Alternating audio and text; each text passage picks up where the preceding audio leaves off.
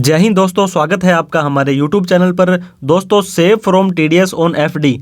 TDS यानी tax deducted at source होता है। आपका टैक्स काट लिया जाता है। जहां पर आपने FD करवाई है वो बैंक आपका टैक्स है पहले से ही काट लेता है। बहुत सारे लोग जो दोस्तों FD कराते हैं, स्पेशली सीनियर सिटीजन या ऐसे लोग जिनकी कोई और इनकम नहीं है, तो उनको क्या होता है दोस्तों, TDS उनका ऊपर टैक्स एप्लीकेबल ही नहीं होता है, लेकिन फिर भी उनका TDS काट लिया जाता है। तो न्यू फाइनेंशियल ईयर आपको पता होगा 1/4/2023 से स्टार्ट होता है। इस फाइनेंशियल ईयर से जो भी TDS की लिमिट होती है दोस्तों, वो एनुअली होती है। हर साल एक लिमिट के बाद अगर आपका जो ब्याज आता है उसके ऊपर TDS कटता है। तो अगर आप चाहते हैं कि आपका TDS ना काटा जाए या आप TDS से बचना चाहते हैं, तो इस वीडियो को आप लास्ट तक ज़रूर देखें ताकि आपका सारे के सारे डाउट है क्लियर हो जाएंगे। तो दोस्तों, अगर आपने इफ़ यू हैव इन्वेस्टेड, आपने FD के अंदर इन्वेस्ट कर रखा है और जो इंटरेस्ट की इनकम है, FD के ऊपर आपको पता होगा ब्याज मिलता है 4%, 5%, 6%, 7%, 8%। बहुत सारे बैंक आजकल जो प्राइवेट बैंक है 9% तक का FD के ऊपर इंटरेस्ट है वो देने लग गए हैं। अगर दोस्तों एक साल के अंदर 40,000 रुपये, एक साल के अंदर 40,000 रुपये से ज़्यादा का आपको ब्याज मिल जाता है, बैंक हो या पोस्ट ऑफिस हो, तो वो आपका TDS काट लेंगे 10%। TDS मैंने आपको बताया दोस्तों, इनकम टैक्स की जो चोरी है उसको रोकने के लिए बहुत ही बढ़िया मैकेनिज्म है। TDS का मतलब है कि आपका कुछ पैसा काट के इनकम टैक्स डिपार्टमेंट को बता दिया गया है, जमा करा दिया गया है कि मिस्टर X के पास FD है और उसने इंटरेस्ट के ऊपर इतना पैसा, FD के ऊपर इतना इंटरेस्ट कमाया है। अगर आपके पास पैन कार्ड नहीं है तो दोस्तों 20% TDS कटेगा। अगर आपके पास पैन कार्ड है तो 10% TDS कटेगा, और 20% कटा हुआ TDS दोस्तों आप रिफंड भी नहीं ले सकते हैं, क्योंकि आपने वहाँ पे अपना पैन कार्ड ही नहीं दिया था। इसी के लिए दूसरे में बात करते हैं दोस्तों, अगर आप एक सीनियर सिटीजन हैं तो 40,000 की जगह ये जो लिमिट है वो 50,000 हो जाती है। 50,000 रुपये से ज़्यादा अगर आपका इंटरेस्ट मिलता है तो 10% TDS है। पैन कार्ड नहीं है तो 20% TDS आपका काट लिया जाएगा, उसके बाद में ही आपको पैसा मिलेगा।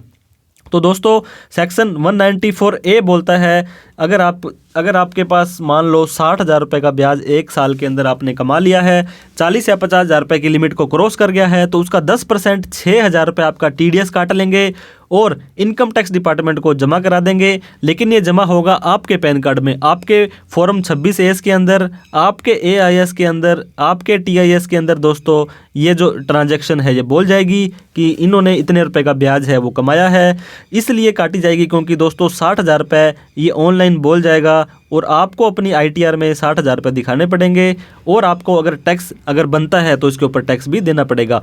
FD के इंटरेस्ट पर कितना टैक्स लगता है दोस्तों, हमने ऑलरेडी हर वीडियो में बताया है। अब फिर बता देते हैं दोस्तों, इसके ऊपर कोई भी फ्लैट टैक्स नहीं होता है। अगर आपकी FD की इनकम और बाकी सारी इनकम मिला करके 5 लाख रुपये या उससे कम आ जाती है तो कोई भी टैक्स नहीं देना है। अगर आप ओल्ड टैक्स स्लैब में हो और आपकी बाकी सारी इनकम मिलाकर के 10 लाख से ज़्यादा है, तो FD के ऊपर भी आपको दोस्तों 30% टैक्स है जो उसके ब्याज पर देना पड़ सकता है। तो इस तरह से FD के ऊपर इनकम जब आपकी होती है तो बाकी इनकम आपके टैक्स स्लैब के हिसाब से ही आपको उसके ऊपर टैक्स देना पड़ता है। हम बात कर रहे थे कि आप FD के ऊपर होने वाले इंटरेस्ट के TDS से कैसे बच सकते हैं।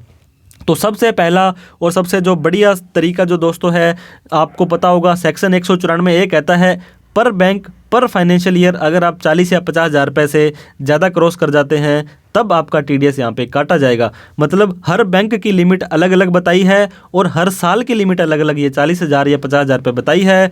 तो आपको ये एडवाइस दी जाती है कि दोस्तों FD करवाएं, एक से ज़्यादा बैंक में आप करवा सकते हैं, ताकि क्या होगा दोस्तों, हर फाइनेंशियल ईयर के अंदर हर बैंक में 40 या 50,000 रुपये से कम का आपका इंटरेस्ट मिलेगा। तो आपको इसके 3 बेनिफिट हो जाएंगे। सबसे पहला बेनिफिट तो आपका TDS नहीं काटा जाएगा, क्योंकि आपने इस हिसाब से FD करवानी है कि आपका जो इंटरेस्ट बनता है पूरे साल का वो 40,000 से कम बने, तो आपका TDS नहीं काटा जाएगा।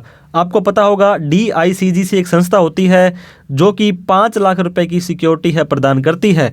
तो दोस्तों, अगर आपने 5-5 लाख रुपए दोनों बैंकों में ही सिक्योर वो जमा करवाए हैं, FD करवाई है, और उन दोनों ही बैंकों में कुछ मिस हैपनिंग हो जाती है, वो बैंक डूब जाता है, तो दोस्तों आपको 5 लाख रुपए हर बैंक में, मतलब 5 लाख रुपए बैंक A में और 5 लाख रुपए बैंक B में, दोनों ही आपको वहाँ पे सेफ्टी मिल जाएगी। दोनों का दोनों पैसा आपका सेव है।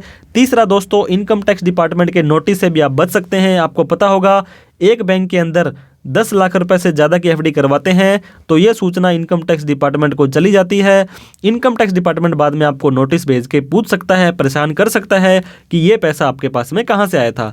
तो इसलिए आपको एफडी करवानी है। आपके पास ज़्यादा पैसे पड़े हैं दोस्तों, तो आप एक से ज़्यादा बैंक में एफडी करवा के इन 3 बेनिफिट का फ़ायदा उठा सकते हैं। क्योंकि दोस्तों आपको उसका इंटरेस्ट जो है इतना हो कि उसके ऊपर टीडीएस ना कटे, आपकी सिक्योरिटी हो जाए और इनकम टैक्स का जो नोटिस है वो भी आपको ना आए। फॉर एग्जाम्पल दोस्तों, आपने 6 लाख रुपये की एफडी अगर आपने करवाई एक बैंक में और उसका 6% का इंटरेस्ट है, तो 6 लाख का 6% दोस्तों 36,000 होता है।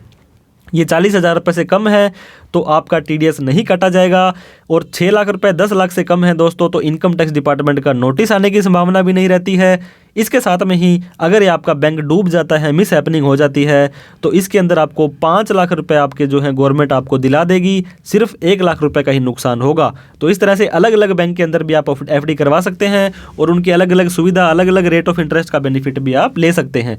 दूसरा ऑप्शन दोस्तों, अगर आपका इंटरेस्ट 40,000 या 50,000 रुपये से ज़्यादा हो जाता है, अगर आपने एक बैंक से ज़्यादा में एफडी नहीं करवाई है, लेकिन आपकी ओवरऑल इनकम दोस्तों, ओवरऑल इनकम मैंने आपको बताया था 5 तरह के हेड होते हैं। एक सैलरी होता है, एक कैपिटल गेन होता है, एक पीजीबीपी होती है, एक दोस्तों आपका इनकम फ्रॉम मदर सोर्स होगा, एक हाउस प्रॉपर्टी होगा।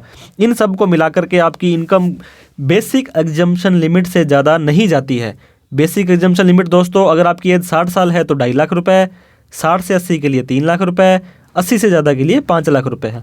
अब दोस्तों मान लो आपको 1 लाख रुपए का ब्याज आया, 1 लाख रुपए का एफडी का ब्याज आ गया और 1 लाख रुपए आपकी हाउस प्रॉपर्टी की इनकम है और आपकी टोटल इनकम होगी दोस्तों 2 लाख रुपए।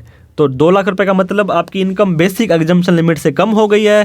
तो आप जो है दोस्तों, आप वहाँ पे आईटीआर भरने की रिस्पॉन्सिबिलिटी आपकी नहीं आती है, means no liability to ITR file. तब दोस्तों आप फॉर्म 15G या 15H है ये आप दे सकते हैं। 15G जो दोस्तों G और H, G छोटा है तो ये छोटी एज के लिए है, 15H बड़ा है तो ये बड़ी एज के लिए है।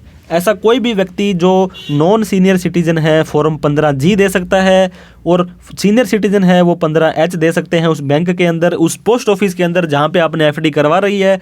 ये फॉर्म दोस्तों एक रिक्वेस्ट है नॉन डिडक्शन ऑफ टीडीएस। इस फॉर्म में ये लिखा जाता है, श्रीमान जी, बैंक वालों, भाई साहब जी, मेरी जो इनकम है वो जो है 2.5 लाख से कम है, 3 लाख से कम है, तो कृपया करके मेरा टीडीएस ना काटा जाए। मेरा टीडीएस, अगर मेरा इंटरेस्ट 40,000 रुपये से ज़्यादा आता है, 50,000 रुपये से ज़्यादा आता है, तो भी मेरा टैक्स ना काटा जाए, क्योंकि मेरी ओवरऑल इनकम 2.5 लाख से कम है, मुझे इनकम टैक्स रिटर्न नहीं भरनी है, मैं रिटर्न भर के रिफंड के चक्करों में नहीं पड़ना चाहता हूँ, तो इसलिए मेरा पहले से ही टीडीएस ना काटा जाए। और दोस्तों तीसरा ऑप्शन, तो फिर आपके पास में अगर दोनों ऑप्शन एप्लीकेबल नहीं होते हैं, अगर दोस्तों आपने एक ही बैंक में एफडी कराई है, आपकी इनकम भी बेसिक एग्जम्पशन लिमिट से कम है और 40 या 50,000 रुपये ज़्यादा का ब्याज आ रहा है, तो क्या करना पड़ेगा, आपको इनकम टैक्स की रिटर्न भरनी पड़ेगी, आईटीआर भरनी पड़ेगी, उसमें आपको जो इनकम है, जो इंटरेस्ट की इनकम है वो शो करनी पड़ेगी। लेकिन दोस्तों यहाँ पर भी एक बेनिफिट है, अगर आपकी ओवरऑल इनकम 5 लाख आ जाती है, इस एफडी का ब्याज और बाकी सारी इनकम मिला करके, तो इनकम टैक्स का सेक्शन 87 आपको रिलीफ दे देगा, क्योंकि आपका 5 लाख रुपए तक कोई भी टैक्स नहीं लगेगा। तो जो भी टीडीएस आपका कट गया था वो सारा का सारा आप रिफंड ले सकते हैं, वो आईटीआर भर के आप अपने खाते में मंगवा सकते हैं। अगर दोस्तों आपका टैक्स बनता है, मान लो आपकी इनकम 5 लाख से ज़्यादा है, 6 लाख रुपए आपकी इनकम है और आपको और फॉर एग्जांपल आपको 30,000 रुपये का टैक्स भरना पड़ रहा है और आपका 5,000 रुपये पहले से ही टीडीएस काट लिया था उन्होंने, तो 30,000 में से 5 घटा करके 25,000 पर ही आपको जो है टैक्स वहाँ पे भरना पड़ेगा। तो इस तरह से दोस्तों तीनों ही ऑप्शन आपके ऊपर एप्लीकेबल होते हैं। FAQs के अंदर फॉर्म 15G और 15H आपने दिया था बैंक में, लेकिन फिर भी आपका टीडीएस कट गया है दोस्तों, तो कई बार जाने अनजाने में बैंक वालों से भी ये चीज़ें हो जाती है। तो आप चिंता मत करें, आपकी इनकम 5 लाख से कम है तो आईटीआर भर लें और आईटीआर भर के आप अपना रिफंड है ले सकते हैं। अगर दोस्तों पैन कार्ड नहीं दिया है तो 20% टीडीएस कटेगा और आपका पैन कार्ड में वो जमा भी नहीं होगा, जमा नहीं होगा तो आप उसका रिफंड नहीं ले सकते हैं, उसको अपने टैक्स के अंदर एडजस्ट भी नहीं कर सकते हैं। बहुत सारे लोगों का दोस्तों क्वेश्चन था कि सर मेरी इनकम 4,90,000 है, तो क्या मैं फॉर्म 15G दे सकता हूं? तो ऐसा नहीं है दोस्तों, अगर आपकी इनकम बेसिक एग्जम्पशन लिमिट से कम आती है तो ही आप ये फॉर्म दीजिए। 2.5 लाख, 3 लाख या 5 लाख रुपए जो हमने बताया था, अगर इनसे आपकी इनकम कम आती है तभी आप ये फॉर्म 15G दे सकते हैं, अदरवाइज ये गलत डिक्लेरेशन आप दे रहे हैं। तो इस तरह से आपको बचना है। अगर आपकी इनकम का टैक्स नहीं लगता है, लेकिन ये बात नहीं है कि टैक्स नहीं लगता है तो आईटीआर भरनी मैंडेटरी नहीं है, आपकी अगर टैक्सेबल इनकम नहीं है लेकिन 2.5 लाख 3 लाख 5 लाख से ज़्यादा है तो आप ये फॉर्म नहीं दे सकते हैं। तो इस तरह से दोस्तों हमने आपको 3 ऑप्शन बताए। एक तो मोर देन 1 बैंक में आप ये अपनी एफडी करवा सकते हैं, फॉर्म 15G या 15H दे सकते हैं, या आप ITR भर के इसको रिफंड क्लेम कर सकते हैं। वीडियो अच्छी लगी हो, इन्फॉर्मेटिव लगी हो तो लाइक करें। अभी तक आपने हमें सब्सक्राइब नहीं किया तो सब्सक्राइब जरूर करें दोस्तों, क्योंकि इसका कोई भी पैसा नहीं लगता है और हमारा हौसला बढ़ जाता है। इस वीडियो में उन सभी लोगों को शेयर करें जो एफडी करवा रखी है जिन्होंने, या जो एफडी करवाना चाहते हैं और TDS के झंझट में नहीं पड़ना चाहते हैं। कोई डाउट क्वेरी कमेंट हो, ऐसी कोई चीज़ हम डिस्कस करना भूल गए हो तो आप कमेंट करके जरूर बताएं। थैंक यू सो मच दोस्तों। जय हिंद, जय भारत।